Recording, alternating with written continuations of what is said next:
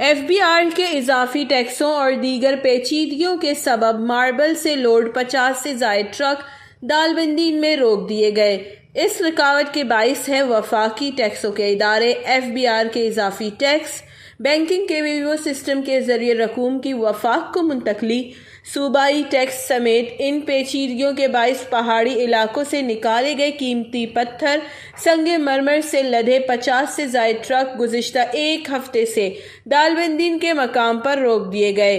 یہ قیمتی پتھر چاغی کے پہاڑی علاقوں سے نکال کر کراچی اور بعد ازاں بیرون ممالک منتقل کر دیے جاتے ہیں۔ ٹرکوں کو روکے جانے سے نہ صرف قیمتی پتھر کے روزگار سے وابستہ سینکڑوں لوگ متاثر ہوئے ہیں، بلکہ شدید سرد موسم میں مذکورہ ٹرکوں کے ڈرائیور اور کلینر کھلے آسمان تلے زندگی گزارنے پر مجبور ہیں۔ ایف بی آر کے اعلیٰ افسر محمد ایاز بلوچ نے بتایا کہ ویوو کے بینکنگ کے ذریعے سنگ مرمر پتھروں کے ٹیکسز اور رقوم کی منتقلی میں رکاوٹیں درپیش ہیں، کیونکہ آن لائن رقوم کی منتقلی اور کلیئرنس کے بعد ٹرکوں کو آگے چھوڑا جاتا ہے۔ بھرپور کوشش ہے کہ ٹیکسز جلد جمع ہوں، مگر بینکنگ انٹرنیٹ کے ویو سسٹم مسائل کا سبب بن رہی ہے۔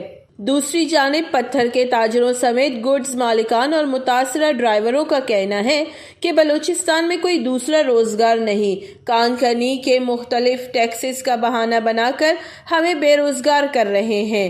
پیشے سے منسلک لوگ اضافی ٹیکسوں کے علاوہ صوبائی ٹیکس اور دیگر اخراجات سے سخت پریشان ہیں، جو کہ سراسر ناانصافی ہے۔ وفاق کے بعد اب صوبائی ٹیکس لاگو کر دیا گیا ہے۔ سنگ مرمر کا فی ٹرک لوڈ کراچی لے جانے سے پہلے انہیں 70,000 روپے سے زائد رقم صرف دالبندین میں ادا کرنی پڑتی ہے۔